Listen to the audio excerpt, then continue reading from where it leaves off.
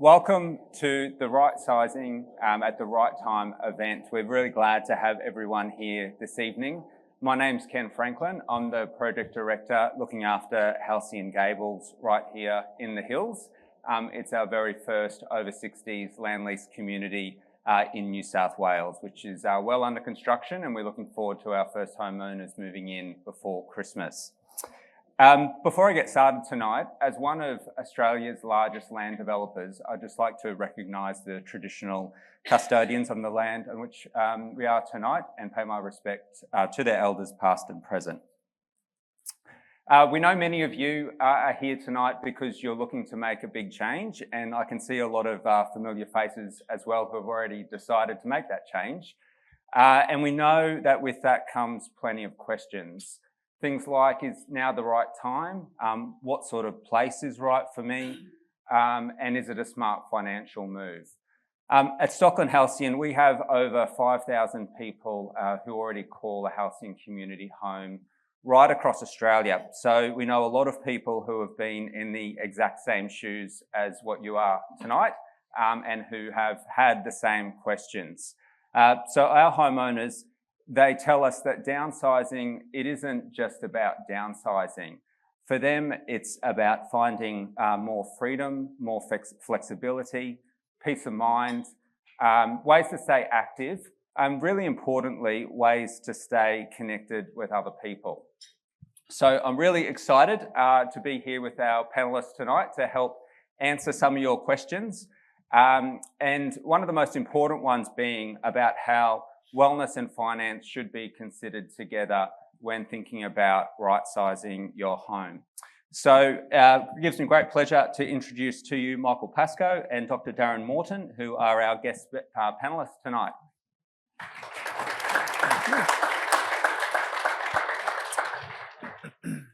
So welcome, gentlemen. Before I get into it, I might give a bit more of an overview of you both. So I'll give that.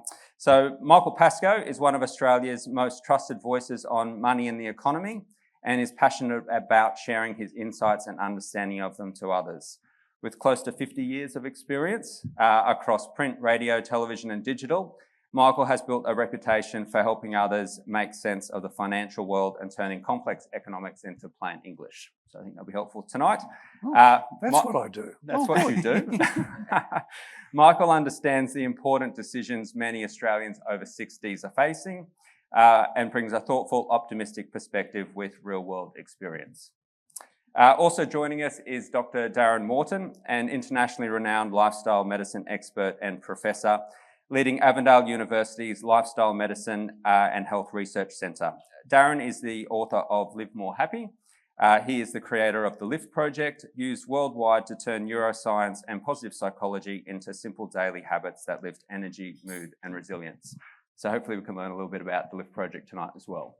So welcome, guys. In terms of the format tonight, it's going to be fairly casual and just for me asking questions of both Michael and Darren, but you'll also have the opportunity to ask questions at the end when we open the floor up to Q&A. So you'll see some notepads and some pens on the table. So if you can jot your questions down just to remember them for the end, that way we can have a good discussion with some roving mics.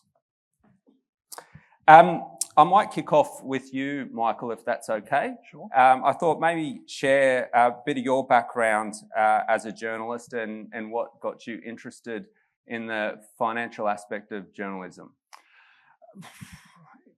By accident, like most big decisions in your life, many of them by accident.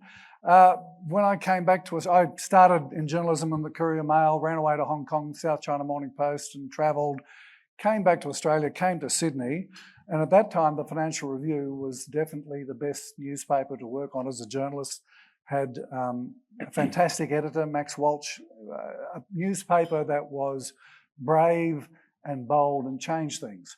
So I was able to talk my way into a job there, and once you're working on the Financial Review, funnily enough, you're going to end up writing a lot about finance and economics. Makes sense. And so, I've been a journalist actually for a bit more than 50 years, but 4 decades of that have been finance, economics, watching the Reserve Bank and trying to make numbers add up when they don't. Yeah, and I think the economy is obviously one of the really important aspects people look at when making these sorts of decisions as well. I might ask a finance question to start for you. I was hoping to talk about rugby, actually, Well, the way the Wallabies are playing. Maybe you if can you do that insist. afterwards when we have a cup of tea. So, because we get to speak to a lot of our homeowners, we understand, or they tell us, the things that they're looking for. So, their motivations are really around, finding flexibility, the financial flexibility, financial security, and also thinking about legacy and whether that actually means, being able to help family and friends out now or down the track. So just sort of wanted to see what your perspective on those were and why they were so important for people. They're important for people because it's your life. It is your life. And as you get older, as we all are, you realise your life is ticking. And the decisions you make are decisions that have to last, that you have to get right. Because, you make a mistake when you're 20, and didn't we all make some great mistakes when we were 20? Well, I did. You can always recover. You can always fix it. But once you're retired or semi-retired, you haven't got that ability to fix mistakes. You haven't got the recovery time. In straight stock market terms, stock market goes around, bounces around, but over time it goes like that. And so if you have a bad year, it doesn't matter, it's okay.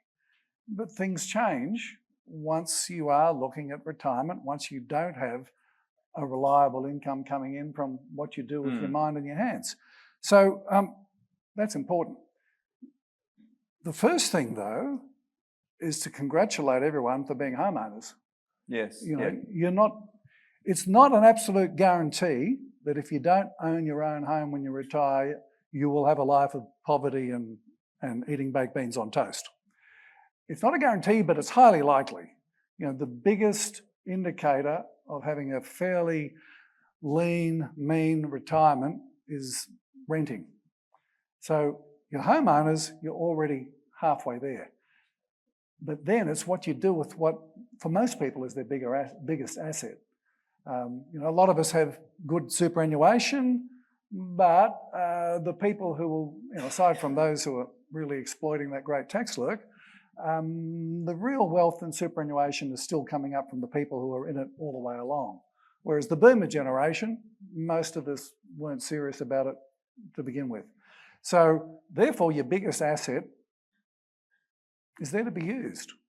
And if you're not using it, if it's not suiting what you are doing in your life now, it makes sense to make use of it. We downsized a decade ago. Well, we've sort of downsized 1.5 times. Our main downsize was a decade ago. Right. And it happened before we intended to. We thought, we got 4 sons, we had a whopping great house, 6 bedrooms, 2 studies, big. And everyone left home, and once a year they'd come back, and it was pretty silly to have all that tied up. We were approached by a real estate agent who lied a bit, funnily enough. I never think that would happen.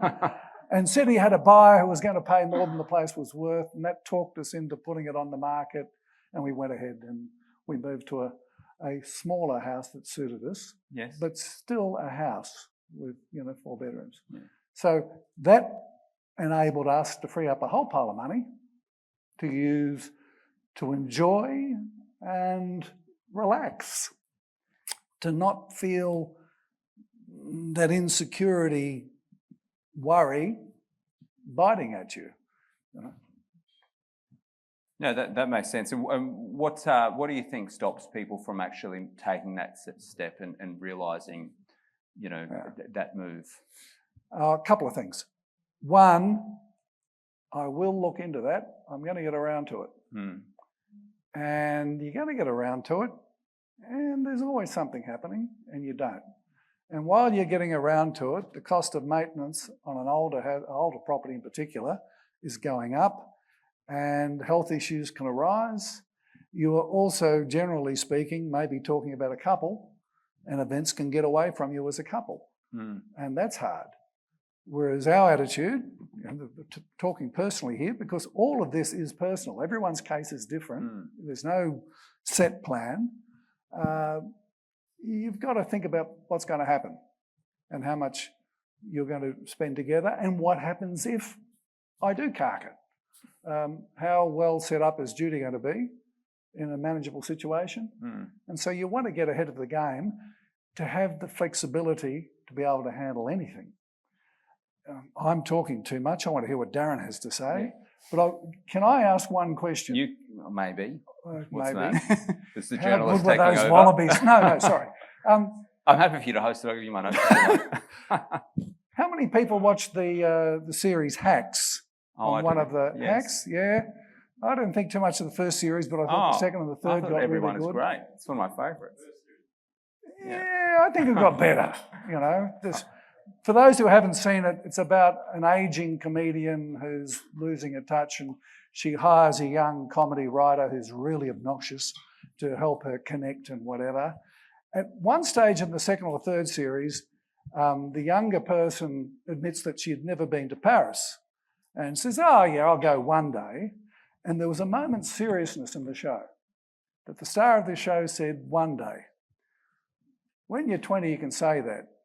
But when you're 72, each day is the one day that, you can't just say one day I'll do it. And that's like planning to make the most of your assets. You don't want to leave it to doing it one day because every day is the one day. Yeah. And look, and that's a common thing we hear is, I wish I did it 10 years ago. So, and making the most of, the life that you've got and the friends around you. So thank you for that. Darren, I might spend a few minutes with you now. Again, might ask the same sort of question. I was looking at your website and your videos on the weekend. I find them very interesting. So I was curious, what got you involved in psychology and in particular well-being? So I actually have, it sounds like, I was going to say checkered past, but I feel like I've done a lot of this, but actually I trained as a teacher of all things many years ago. You did get a bit of teacher vibes. I've got a teacher vibe, have I? Maybe. Yeah. Teachers are all class, so I'll take that as a compliment. Yeah.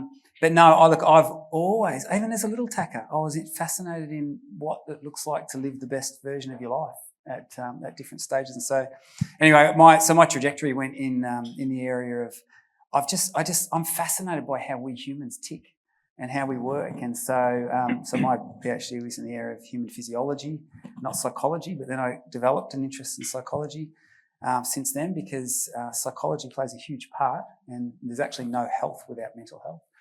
So anyway, so flash forward to today. Yeah, I'm the director of the Lifestyle Medicine and Health Research Centre at Avondale University.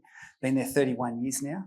And all of our research, and I have graduate students doing projects trying to understand what does it look like for us humans to live well. And the sort of the fluffy, sort of floral term they give to this is flourish. I know the guys probably go, oh man, that sounds a bit florally. But what does it look like to actually to live now? Like you just said, what are the pieces of the puzzle for that? So that's my fascination. That's my area of research, and keeps me up late researching and learning and sharing, what that looks like. And I think one of the things, obviously, in retirement or thinking about retirement, it's very much centred around talking about finances, about money, but really it's people trying to find, health, happiness, well-being, and that's really what they're after in trying to make these decisions. What's your advice to everyone in the room trying to navigate that, at this stage in life? I'm glad you've got Michael here because I know nothing about money, and I'm actually I was going to pull out a notepad and start taking some hot tips from you. There is a connection between finances and happiness, and I might use that. Forgive me if that's offensive to you, but I'll use this term sort of happiness every now and then. But I'm not talking about cheesy, fleeting sort of smile and all your cares go away. I'm talking about that deeper sense of life satisfaction. And there is a connection. There is a money connection there. But, generally speaking, what the research indicates is, we need to be set up We need to be, established. We need our needs met, and have some sort of creature comforts is important. Beyond that, increasing wealth doesn't seem to have much of an impact on people's sense of happiness and well-being. So I think that's an important caveat to say. But what does it look like? And I'm 55. I'm genuinely interested in learning more about this here. What does it look like to live today? And to take the reins and the research is really quite fascinating. I think perhaps the opening message I'd like to share is that the research indicates that this can be a period of life of increasing happiness. And it's quite interesting if you look at over the lifespan, how people's sort of general levels of happiness. We enter the world quite happy as a general rule, probably because we don't know what's coming. But then there is a bit of a nadir, a bit of it's sort of almost like a U shape. So in our sort of 40s, it seems like we have sort of a bit of a dip in our happiness period. And I think going back 15 years, when it was just craziness going on. I got 3 kids now. My youngest is now 19 and has headed off to university. But I remember just being a taxi and that was a good time. I actually miss it, to be honest, in a bizarre kind of way. But what we do know is that, as we move into my stage and, there's sort of that retirement and contemplating that period, there's the opportunity to actually have growing levels of happiness and well-being if we orchestrate it right. And if we pursue it in the right way. And so to me, I think perhaps, my opening comment is there's an opportunity here. This could actually be a new day and a good day. So that's how I'd like to start by saying.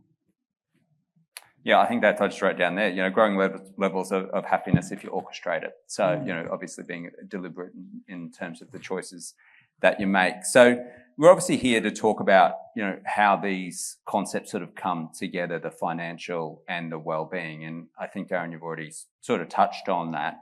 But why is it so important to actually plan both of those together and think about both of those, as you're making these, big life change sorts of plans? So that's a question to either of you. Look, I'll jump in on Darren's territory. Okay. And good. then he can answer some finance stuff, because it could be interesting if he doesn't know about it. Am I right in thinking, on that happiness money thing, you want to be out of the stress zone? Yes. It's being in stress that this happens. Once you get out of the stress zone, once you can feel secure and have some flexibility, that makes all the difference in the world. And, certainly, don't we all take pleasure in watching the filthy rich be miserable? I think that's good. I think we just have to stop reading the news. Those billionaires who have miserable family troubles and stuff. Yes. Succession. Right. But to get out of the stress level, to be financially secure and have some flexibility, allows you to concentrate on what you want to do.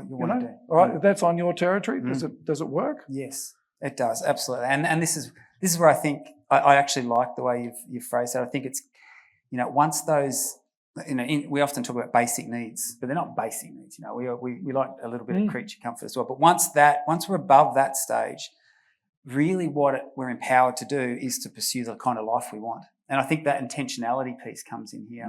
And what we definitely know, the research indicates very clearly, there are definite things that we can pursue that enrich our lives greatly. And I would say, and if I had sort of to blanket them, I would say being very intentional about caring for your physical and mental health. And we can maybe talk a little bit about what that looks like. Social connectedness is huge. In fact, this is one consistent theme that keeps coming through in the literature. In fact, one of the perhaps largest studies ever done is the Harvard study of adult development. It's been running for over 80 years now, 8 decades, and they're collecting data. They've got blood work on people, and they get questionnaires, and they've been following them up for generations. So they have now, several generations involved in that cohort, and the consistent message that comes out of that is that social connectedness. Having positive relationships, having groups that you can tap into, people that you can connect with, that is probably the most important determinant of a rich life. So, and how in retirement do you go about achieving that? Because I know, say, when you're working, you have great sort of social ties, because of your work environment, your colleagues, etc. You retire. How does that sort of change, and then how deliberate do you need to be about setting those other sort of groups up or putting yourself out there? Yeah, I think you have to be super deliberate about it, and that's the point here. And this is the challenge. We live in a really interesting time with social media the way it is. We know that humanity is pulling back. We're becoming more and more introverted, and being connected via a phone. Look, I'm not against social media and devices. I think they actually serve a really valuable role as well. They allow us, when I go across the other side of the planet, I can still talk with my family. So there are benefits here, but what we certainly know is that just making friends on a device does not equate to true social connectedness. And so we have to be intentional about it. I think. Look, I'll probably just declare it up front. I'm here because I care about people's well-being, right, and what you can do for it. What I will say, and I wasn't going to mention this, but my mum and dad, before they needed to, they did this exactly what you described, and they're part of a lifestyle community. I won't get emotional, I lost my dad 4 months ago. And you know what? My mum is just surrounded by a network of care. There are people constantly there at the community. There is activity. You could live a crazy social life, far beyond what you did any other period in your life because of the things that are on offer. That matters. So one of the top tips, care for your mental health and your physical health, but prioritize relationships. Connect with people in real, tangible ways. And that sometimes does mean being brave and putting yourself out there, whether it's a community interest group or joining this, whatever. Go where friendly people hang out. That's vitally important. Yeah, because that sort of social isolation comes up a lot and is talked about a lot, and that's what I find interesting. Suburban Australia, everyone's in their big homes, living there, and I was speaking to one of our homeowners, and they had said that they'd lived in their house for 20 or 30 years. And I said, "Oh, you must be sort of sad to leave." And they said, "Oh, not really, because we don't really know anyone in the neighbourhood anymore. And, we've been working, we've retired now, so we don't have those connections. Things have changed. So we're really excited to come to a place where we can, meet other people, do things with other people." And I thought, it's sort of quite an interesting observation in terms of, so the ideas that I might have in my head of what, life's like in Australia suburbia versus, say, what someone is actually experiencing and how they're feeling at their stage in life. Yeah. I'm always mindful. My parents-in-law used to do, they retired up to Avalon on the northern beaches, and they did Meals on Wheels for quite a while. Oh, yeah. And my father-in-law in particular had a lot of experience in all sorts of areas. He was appalled that there were people living in multi-million-dollar houses, isolated, and in poverty. And it was ridiculous. From a economic rationalist point of view, I would like something that's never going to happen. I would like to see the family home taxed to force those people to face up to it. Don't worry, it's not going to happen. I'll be shot if I ever suggest it. But you all, from an rational economic point of view, it's crazy. Well, it is, and it's interesting. Like I say, Halcyon or Stockland Halcyon is across Australia. So, Sydney's, the most expensive housing market, and we're operating, in Victoria and all different sorts of price points. But the thing I find fascinating about Sydney in particular is, people could be living in a $3 million home, but on the full pension and struggling to make ends meet. And not able to maintain it. And not able to maintain it, but not able to live the lifestyle that they want to live. And the key to that is actually releasing their equity. And we find that a lot of people, maybe not with $3 million house, but, a lot of people may be, selling their home to enable themselves to release equity as one of those sort of financial security pillars. What's your thinking around that, Michael? Well, we did it. Yeah. We didn't. We didn't need to do it, but it gave us a lot more flexibility. And I mentioned we've sort of done it 1.5 times. We did it again a couple of months ago, and that we had bought, we'd had it for a quarter of a century, a unit that was an investment, but we also thought a long-term, perhaps, downsizing option. But we came to the decision that we had really, really good tenants and they moved after a decade. We thought, we're going to have to renovate this. And then, you know what? We won't want to downsize again into it. It was a great unit, 2-bedroom unit. We thought, no, we don't want to do it. So we effectively downsized again. And I've got a new car. Judy's going to get a new car. Yeah. And that's a privileged position to be in, having had that second property to play the same game with. Yeah. So in terms of another finance question, and probably going to your observations of the economy and about timing, the other part that people consider is obviously from a financial point of view, when's the right time to actually do it? So if I am thinking of selling my house, you'll usually want to get the most you can. Yep. But there's so many things at play. You look at the last 12 months, so much sort of uncertainty.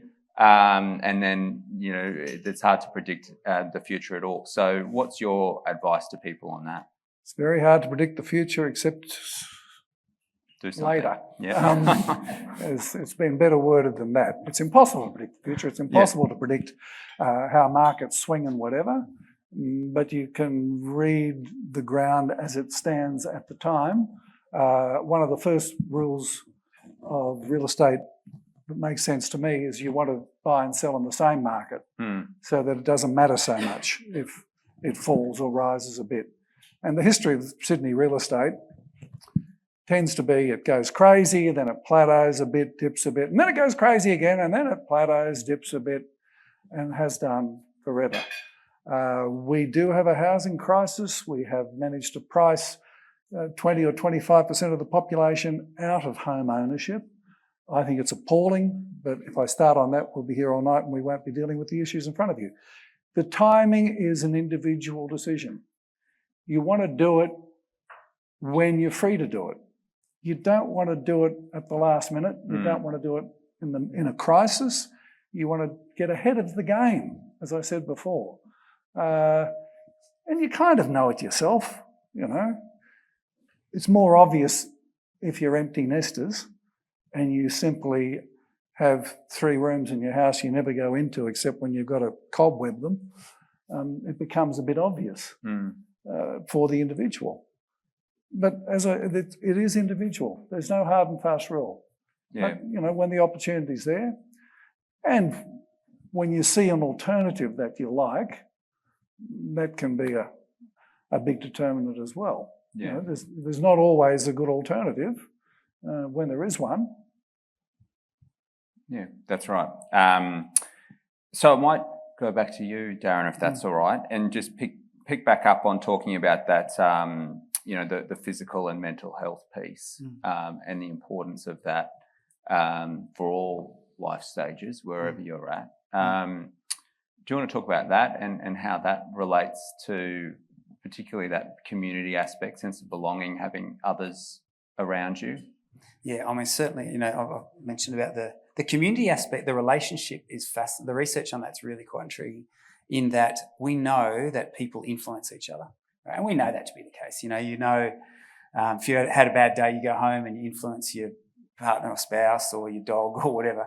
But Harvard researchers once again done this. What we actually know is that people's well-being spreads 3 degrees of separation. So what this means is that if someone within a social network, improves or goes backward in terms of their well-being, they will influence their immediate contacts, but then they will influence their contacts and they will influence their contacts, even though this original ego has no direct contact with them. So we're actually understanding that when we talk about well-being, it's a collective, right? So the community that you belong to, the social network that you belong to, it's contagious. It has a profound effect. So So that the social connected piece I couldn't stress enough. What do we do in terms of managing and supporting our health? What I would say is one of the top tips is to just be active people, right? Be active. Just, that old adage of use it or lose it. It's true. It's absolutely true. And, I'm already, I feel like my engine's still good, but my chassis definitely letting me down sometimes. But what we know is that when people, in fact, the researchers, there's been a lot of work done. We all talk about longevity. Okay, we would like to live a long life. That's great, and I hope you do. But what's probably more important than that is what happens in the last, in those final years, and what there's a lot, because I can tell you for the average Australian and most people living in developed countries, probably the last decade there'll be periods of morbidity there. Right, so you're not going to be firing on all cylinders. And there's a lot of research interest now. What do we do? They talk about morbidity compression. So really what I want to do, I want to die young, but just at an old age. If you know what I mean? You want that, you'd love to be highly functional until, in that last little period. That would be the ideal. How do you do that? The best predictor is how much you're moving. Right, so probably my one big message is move more, friends, and whatever that looks like. We know that standing up is better than sitting, walking is better than standing, dancing is better than walking. So whatever you can do, any movement is a step in the right direction. So I think that's really important. And in order to do that, you need to be your environment has a huge impact on this, right? So if you're enabled to do that, it's a lot. You're a lot more inclined to follow through on that. So in fact, there's a whole lot of research now in the behaviour change literature, just looking at what they call nudge theory, and that is that we know that when people have, for example, ready access to a swimming pool or a walking track or whatever it might be, they're a lot more inclined to do it. It's not rocket science here. In fact, some behaviourals think that we shouldn't even worry about trying to motivate people to do stuff because people are notoriously hard to motivate. Rodent studies are a whole lot easier because the rats will do what you tell them. But what they just say is we should just set up environments where people are just compelled to engage in the positive things we want them to, and that's good for them.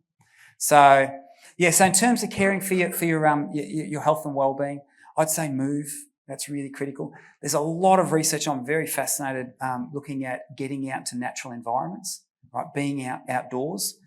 Some really fascinating work looking at why just getting out in the sun for 10 to 30 minutes a day is hugely beneficial, and occupying blue and green spaces, why that's so good particularly for our mental health. But so there are a whole lot of little things that we can do, and it's all eating your fruits and veggies. Grandma was right about that, and it's interesting, because I get to see the science. But as we're learning more about even things like our gut microbiome, we've got 100 trillion bacteria living in our guts, and we've only got about 10 trillion human cells. So all of us sitting here right now are actually 10 times more microbe than we are human. And what we're learning about this is the connection between, we live symbiotically with these. And so these little bugs down here love fruit and veggies. So keep eating those. Those lifestyle patterns, those lifestyle choices that we've all heard about, prioritising your sleep, all that, it still works today. And it works at every stage of our life. And so, try and create good patterns. And even if it's just little steps in the right direction, they're good steps. So, and having an environment that supports them, really, really important.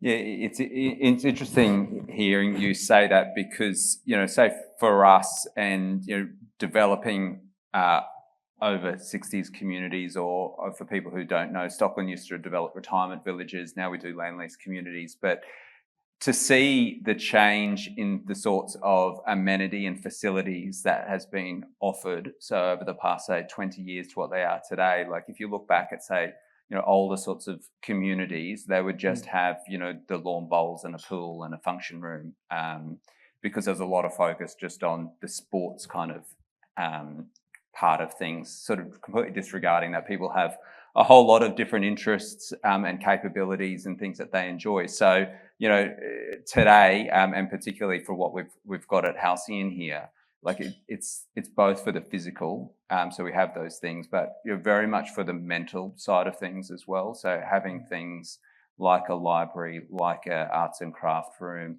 like a hobby shop, which is a men's shed, but we call it a hobby shop because it's for everyone.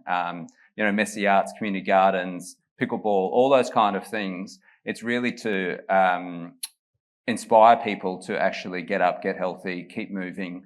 But what we talk about is, it's that sort of the infrastructure. So there are the buildings, the physical things, and then it's, how people come together and how people use it. And that's the thing that for me doing my job, I really enjoy seeing is, when we go to our communities and you see people doing water aerobics and, walking home in their togs, those kind of things, you think, gee, that's like, it's a good way to live. It's a good way to stay active and healthy. And it's obviously people being focused on their well-being. Yeah, and you used the word hobby there, and that would be another top tip I would give to you is, now is a time if you have, a bit more free time, although you told me you're busier than you ever have been. But having the wellbeing literature indicates very clearly that if you can do stuff that you enjoy doing just for the fun of it, and create these what we call flow moments, that's actually very predictive of when people have regular moments of that. And that's different for different people. Some people love doing the active. Pickleball's awesome, by the way. If you've never tried that, you need to have a crack at that sport. But if some people enjoy that, others the arts and craft, whatever it is for you that you find that engages you, we know that there's huge wellbeing benefits associated with that. And I might add, activities that challenge you as well. All right? There's actually huge value in doing things that involve you putting in some effort to master and to achieve that sense of accomplishment. So engaging hobbies and activities that you love to do for the sake of it, but that are challenging, because we want to keep growing. There's huge value in that from a wellbeing perspective. And going back to your point about trying to get a bit of motivation, what's your tips around that, regardless of age, to actually, take things that we've talked about tonight or things that you read places and actually put them into practice? Motivation is the perennial problem, and it's really interesting. The behaviour change literature is fascinating. There's like over 80 different theories of why we humans do what we do and why we don't do what we probably should do, which is the corollary to that. But look, my advice is it doesn't have to be hard. I think, this is we often have this perception that caring for our well-being has to be out pounding the pavement in a lather of sweat, clutching our chest. I think we need to do away with that. Anything that you can do is a step in the right direction. All right? So take the pressure off yourself. Don't beat yourself too much up if you miss a day. You just get on and you do it again next day. Tomorrow's a new day. So just those little steps matter. I think that's the message. And don't beat yourself up if you drop the ball every now and then, because you're human and that's what we do. Yeah. Oh yeah. No, that's good advice. Thank you. So Michael, going back to people maybe thinking about making a move, maybe thinking about right-sizing. To get comfortable, what would your advice be around where to seek professional advice? Number one is seek professional advice. A good family planner. No, it's a bit late for that. A good financial planner. Not necessarily, a lot of people might have used an accountant for all their lives and then think, look, I'll ask the accountant what he thinks. There are some accountants who are highly skilled in a broader field. Most of them just know tax and adding up debits and credits. The modern financial planner, the real ones, not the shonks, the real ones are right across the interaction of tax and social security, and that's vital to get right. And they also have the ability to talk to you about what you want and what you're seeking and tailor a solution to you. It can be compartmentalised to a degree. Artificial intelligence can't do it all because it is a human interaction. But yes, you want to get good financial advice. Because as I said before, for most of us, This is the biggest tub of money you're going to suddenly get dumped on you, and you've got a plan what you want to do with it. Because what you want is to avoid that stress level thing. You want to feel secure with what the baseline is. Okay, I'm set up, I can do these things. Because things do change once you retire. Banks don't want to lend you money for a start. So if you have a line of credit, if you have another asset and you have that fully offset, you don't want to pay that asset off. You want to keep it fully offset just for the flexibility. So all those sorts of different issues come into it, including legacy. Now, I think legacy is the hardest thing to deal with because that is extremely individual. And it can be very, very messy too. It can be terrible. And it can be fantastic. But working out that mixture of baseline security so you don't have stress, a plan and a budget, and I've always been terrible at budgeting myself, but don't do as I do as I say. Having a budget that is realistic and working within that, it allows you to spend money and enjoy it and not stress about it. There's an old George Burns line. Most people have forgotten that George Burns ever lived, but I remember as a child seeing the line, and that is, money's no good unless you've got it. When you've got it, it's no good unless you spend it. When you spend it, you haven't got it, so money's no good. And there's some truth in that. Yes. But you want professional advice so that you have enough not to worry, but you also have enough to spend and enjoy, because what's the point of having it otherwise? You know? And in terms of getting that professional advice and seeking it out, for people who haven't done that before, where would you start? How would you find someone that you think is qualified, is good?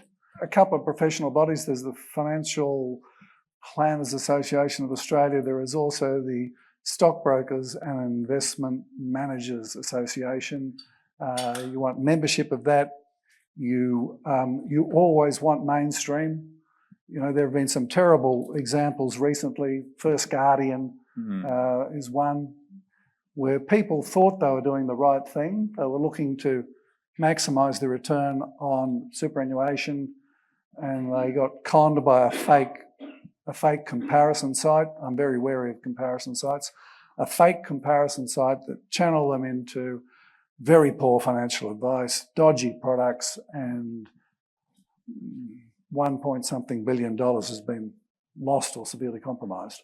So you want mainstream, you want names, you want to ask around as well. You know, who's had a financial planner? You want someone you relate to. You can also test drive them. No problem with that. Have a chat with a couple and find someone you feel comfortable with. Thanks. Yeah, it's like finding a doctor. It's not easy to find a doctor. You've got to find one that suits you. Yeah, no, that's good advice. I was really asking for myself, so thank you. So one of the things we also find, which no doubt people in this room is familiar with, but when you're thinking about right sizing, one person might be a little more interested in doing it than the other.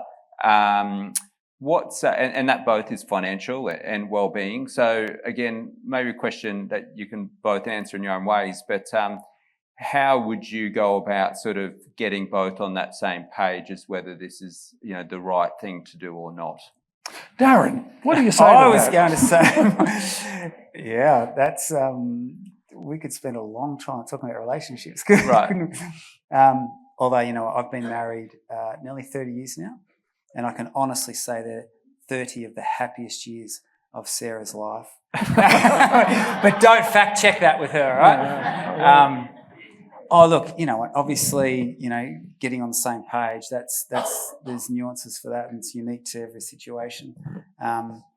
It's funny, sometimes I think back, our marriage, sometimes I've actually been anticipating, oh, wow, we're going to have a discussion about this this is going to be a challenge, and it's been super smooth. And then other things that I thought would be more benign were actually quite challenging points to negotiate. So, but I think obviously having the discussion, that's a great place to start, and being open, being not too adamant, and I think Stephen Covey talks about seeking first to understand and then to be understood.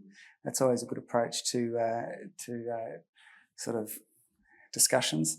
So yeah, I don't think I have any generic advice to fix all those problems, but it's obviously something that needs to be addressed. A financial planner helps here. Okay.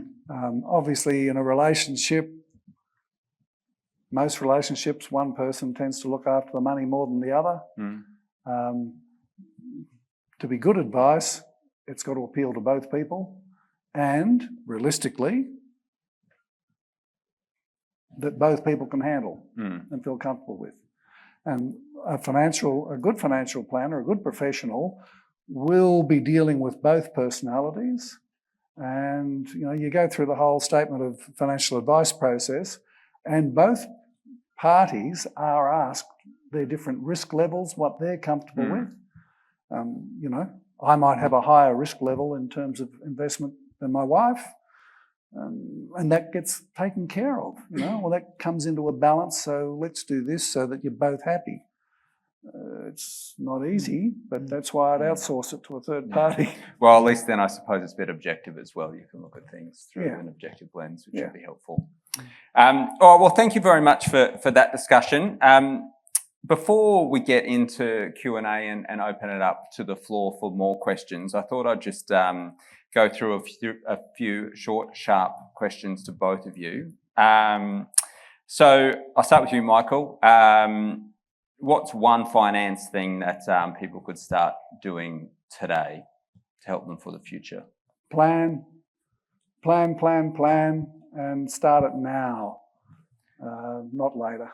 Okay, good advice. I'm thinking maybe I'm going to say the same question, but well-being. Do something. Just any step is a step in the right direction. Yeah, even a small one. I think that's great advice. What about the biggest money myth in retirement that you hear around the place? Oh, there are so many money myths. No, you're never going to get rich quick. That's not just in retirement. That's everywhere. Always, yep. Your money's going to run out. If you plan, if you're both flexible and secure, it's not going to run out. It's going to run out if you don't plan, if you don't budget. But what you want is to have that security of not being able, not worrying about it, because here's the bedrock. This is where we stand. I've got security and flexibility. That's good. Biggest health myth? Biggest health, I think, maybe two. Real quick. One, I think that it has to be hard, and it doesn't. As I said, those little steps count. The other thing, and this is specifically with regards to mental health, one of the most important lessons we're learning is that actually doing stuff for other people is probably the best way for you to get a lift. We rise by lifting others. And so I think, and this is actually speaks to, I think, this stage of our life too. We start to think about moving from success to significance, and what does that look like? So I would encourage, not just caring and being intentional about your own well-being, but what could you do to contribute to the greater good? We know there's huge benefits that loop back to you for doing so. One sentence to say to a financial advisor. I don't want to worry about it. Good. If you give one bit of advice as to how to stick to a habit? Start small. Don't overcommit, but don't underdeliver to yourself. Start small is the important part. You grow self-efficacy then. You realise you can do something. And I love watching that. I've seen it time and time again. People, just little steps, all of a sudden, that step that single step leads to a completely different destination to what you may have imagined. Yeah, it's nice. All right, and turning the table. So, one well-being tip from you, Michael. Wait a second, I need Quickly. my pad. Were you A listening? well-being tip. Moving. I know that. I've been Okay. told that, and I do it a bit. But why weren't we conducting this conversation standing up? That's what I want to know. Well, that's true. You can stand up now if you like. Look, a well-being tip. Yeah. Have faith. Don't worry about it. I mean, I've said it, and I'll keep saying it. That you see people who drag themselves down. What's the point? What's the point of worrying yourself to death? And I've seen people do it. And you think, why? Focus on your well-being. So, and then one finance tip for you, Dave. Come on. People might not take it seriously, Plan. but give it a go. Plan. A wise man once said that. Oh, no, that's excellent. So, well, thanks both. Might take the opportunity now to open up for anyone who might have a question. If anyone's going to be game to ask the first question, then usually they start rolling, but we'll see. No? Any question? Easy? Otherwise, I can keep talking. Oh, great.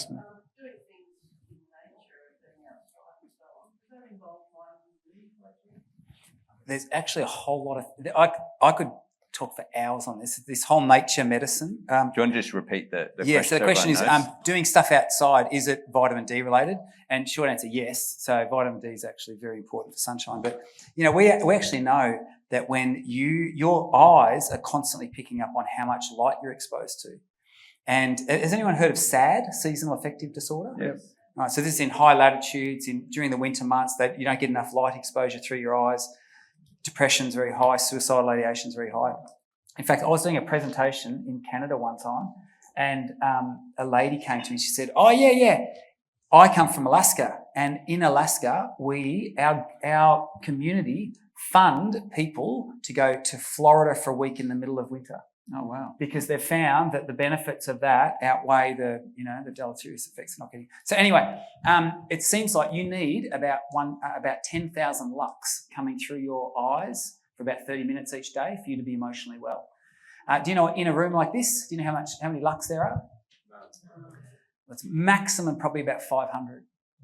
Right? Outside on a bright sunny day, 100,000 lux. Right? So what we're learning is that the average adult spends 96% of their time indoors, right? And kids are on screens doing these ones. Do you know a screen emits about 150 lux? Right? If that's the environment you're immersed in, you are not getting enough bright light. By the way, that doesn't mean staring at the sun, right? So don't do that. Just a little caveat there. But so it seems like light exposure is really important. But there are other things too. There's it's the bluer and greener the space, the better it is for us. It naturally engages our senses. Even like we can do imaging studies and see how that works. But the other thing I was going to say is there are now, and we don't know all the mechanisms. Some of them get a little bit esoteric, like things like earthing, why gardening we're actually electrophysiological. So there's some really fascinating stuff. But one of the things that they're finding is that when people immerse in blue and green rich environments, even things like your natural killer T cells, so your immune system dials up. And after 2 hours in a rich blue and green space, will remain elevated for up to 7 days later. So it's nature as medicine. You're going to hear that term being increasingly used, and there's very good evidence for it. As I said, it's emerging science, but go and play outside. Go and play outside. There's huge benefits to being that, to doing that.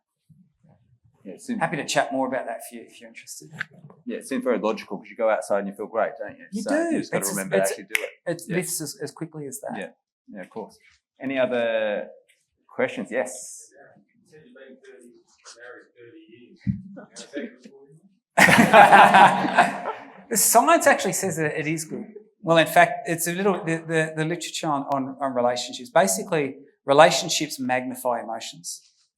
So you think about you actually very well. Your highest heights will probably you got there with other people. Probably your lowest lows you did too. But so this is why prioritising and nurturing relationships and having positive ones is actually so valuable for our well-being. Is there an allegation that marriage is better for men than it is for women? Yes, Yeah, there is some literature for that. Allegation. Oh, An allegation. Yeah, that's some research. Research. Sorry. Any other questions? Oh, yes. Is that because women are more socially connected than men? Men tend to not go out and seek friendships as much as what women do. Does that have something to do with that? Yeah, that's part. There's a lot of females tend to live longer than males as well. So, and there's a number of explanations for that. But one is that males generally don't care for their health as well. So, guys, go to the doctor. But males will tend to avoid that. But yes, certainly that social connected piece as well. And males need to. It's interesting. How do you get males to connect with each other? It's not sitting like this, eyeing each other and chatting. Guys will talk a lot more when they're doing something. It's like the men's shed. Great initiative. You don't have to eyeball him, but we're doing stuff and we're talking. You know what? I think one of the. Oh no, I'll stop talking. Do they stop talking? Do they stop talking? The reason I ask is because as soon as you mentioned the hobby centre, Yeah. I've said the hobby. Oh, that'd be great for something going on in carpentry. Yes. I grew up as a hacker. Yeah. In the backyard with a hammer, saw in my hand. Yeah. Construction sites. Yeah. Every time there's a project at home. Yeah. On the one with the ruler and everything else. Yeah. Saying if we go into one of these hobby centres, do they stop talking? I'm sure they would. No, everyone's welcome. You can make friends there, I'm sure. Yes. You mentioned that people having a bad day. And that tended to be when you're working, would you tend to have bad days? I was just wondering, if you retired, how would you have bad days?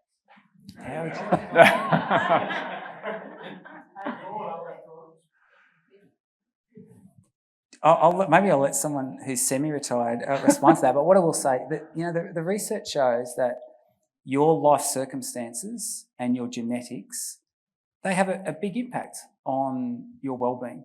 Right? But it's about 50%. So about 50% of your mental health and your happiness, well-being is determined by your life circumstances and genetics. The other half, you get to choose. Right? So, we talk about good and bad days. We have a fair bit of sway over that. And not to negate that sometimes crappy stuff happens to us. You know what? That's true. Let's not deny that. No one can be up here 24/7. That's just not reality. But I find it incredibly encouraging. This is where, all my research is focused on. We know that there are things that people can do, relatively small things that people can action on a daily basis to feel better than they do. And I think that's worth doing. Because raise your hand here if you don't want to be happy. And that's I've never spoken to an audience of any age and had someone unless there was a kid in the school going, yeah. But we're all on this common pursuit. And Yes. Frank said that to us. We're all on this pursuit, and I think it's encouraging that even despite sometimes crappy stuff that's going on for us, there are things that we can do to be in a better place. And I think that's I love sharing information and strategies on how to do that with people. Any other? Yes. This one's probably for Michael, in a sense. But one of the things that got us interested in this was not having to pay, and this is a financial, not a well-being as such, but was not having to pay stamp duty, right, on this particular this incentive. So, do you see the potential with the government, I suppose, in if we want to downsize, it's great. They're all encouraging downsizes. You leave the family home or whatever.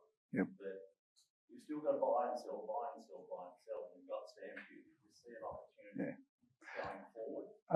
Look, the previous New South Wales government had a crack, and I thought they were doing it. There are some things that 95 or 99% of economists agree on that are just politically hard. And one is that stamp duty is a bad tax. It's not just people downsizing, it's also a disincentive for people to move for work. and have a more mobile workforce. The last government had a crack, and I thought they were doing it sensibly. They were giving you an option of paying the stamp duty or paying an ongoing tax. It would be nice to think we could have some genuine tax reform in this country, but it always comes back to that old Irish joke about, the Irish farmer being asked by a visiting Englishman, what's the best way to get to Dublin? And he says, I wouldn't be starting from here. And that is the case with our tax system. Rational economists, 95%, we should be putting a price on carbon. We should scrap stamp duty. We should be looking much more closely at effective marginal tax rates, not at the top, but at the bottom. But unfortunately, the political will is just a little bit too hard, and it's crazy. You get major change in two ways. You either get a crisis or you get brilliant leadership. And there's a bit of a shortage of one, and I hope we don't have a crisis. But we are being pushed steadily and steadily closer to it. That productivity roundtable, it's got, there's a history behind that. I co-chaired a tax summit in Canberra that Rob Oakeshott forced Julia Gillard to hold. And it was good, it had representatives of all, the business side, the union side, social services, all sorts of people. And there were things everyone could agree on there, pretty much. But the political will to do it.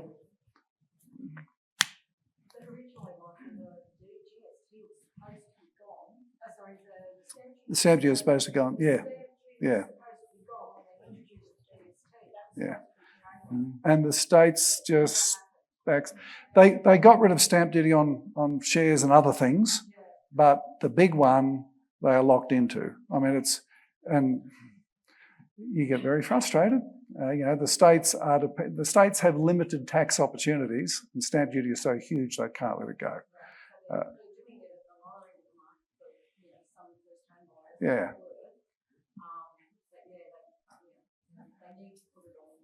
Yeah. And that just perverts the market a bit. You're going to get effectively some extra money to bid, and that means you can afford to bid more, and that's continuing to increase prices. Yeah. So how do you get around the Because we're considered seniors housing, so that's one thing. To your question, I've thought the same thing. It's to incentivise downsizing. Why not make it available for everyone? So government does make it available for land lease communities as well as retirement villages, but not for other areas of the housing market. So that's obviously a benefit and motivation for people making a move. Is there any other questions? Like one last one, if there's one out there. Oh, yes.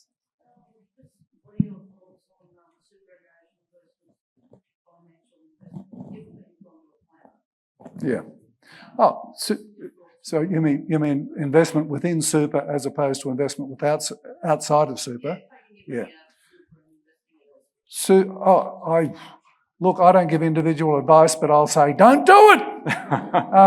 Superannuation the Australian superannuation scheme is the greatest tax rort, better than anything in the Caribbean. It is a fantastically generous scheme. And it's a way that has built a lot of wealth for a lot of people. And you look at what you can do within it, it's outrageous. We've been going to a financial planner for a long time. And I would say, are you sure this is legal? This is ridiculous. I'm not going to be paying any tax on this money. What? And that's the reality of it. So I would actually worry a bit about any advisor who encourages people to take money out of super to invest in something else. Because there's, I'm not aware of anything. There are things you can't do within super, but I don't know if there's anything worthwhile doing that you can't do within super. And the tax treatment's great. Super is only crook. The suggested change of a 30% rate on earnings or the proportion of a super fund above $3 million, I think that's entirely reasonable. That's not a problem, because if you got that much money outside super, you'd be paying at least that, if not more. Where super's crook is down the bottom. Not the very bottom, but just up from it. There are people who are paying 15% on what their super earns when their tax rate is less than that. And that is evil and wrong. And no one screams about that. The Fin Review and the Australian aren't running headlines about evil government when the people at the bottom who need more help are being screwed. That's not unusual either. Well, thank you both.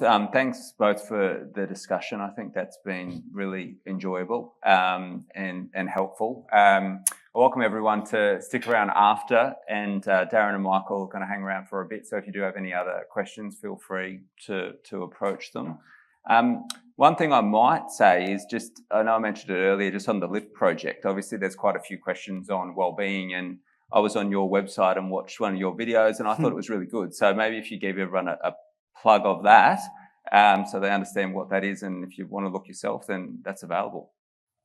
Sure. Yeah. So look, I'm immersed in the research space, and what I think people need to know is that there are things they can do to feel better than they do. And so we created an initiative called the LIFT Project, which is a sort of an educational adventure that's pitched in a positive way that we've made available. We've had it's now been used in multiple countries, and we've had over 60,000 people worldwide and done a lot of research on it. So yeah, if you know someone, or maybe you need a bit of a lift, most of us do, you might want to check out the LIFT project. So it's just the liftproject.global, the website, and you can check out some of the resources there.